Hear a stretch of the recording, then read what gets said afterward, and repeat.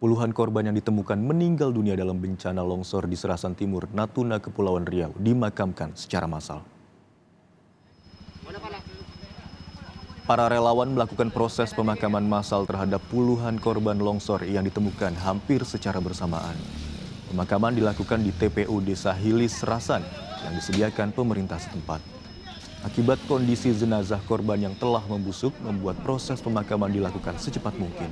Terdapat 7 korban yang ditemukan dalam posisi berdekatan dan dimakamkan dalam satu lubang.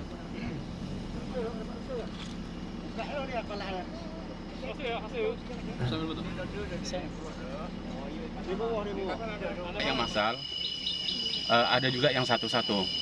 Kenapa yang massal itu, Pak? Yang massal karena serentak gitu ketemunya tuh. Lokasinya sama? Iya, dengan sama. Jadi serentak ketemunya tuh. Oh, enggak dipisahkan? Seperti yang sebelah ini kan ada 7 jenazah, jadi disatukan aja.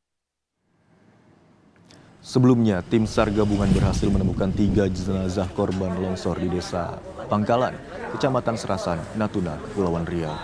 Proses penemuan dan evakuasi terhadap 3 jenazah tersebut dengan menerjunkan personil K9 dan 7 eskavator. Hingga saat ini, total korban meninggal akibat bencana longsor mencapai 37 orang.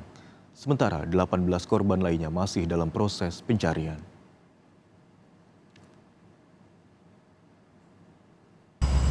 Untuk saat ini yang sudah ditemukan itu 37. Satu yang belum teridentifikasi, jadi 36 sudah teridentifikasi. Dan saat ini masih tetap dilakukan pencarian. 7 ekskavator. Ekskavator dengan K9 dari Mabes Polri. Jumlahnya berapa ekor? 6.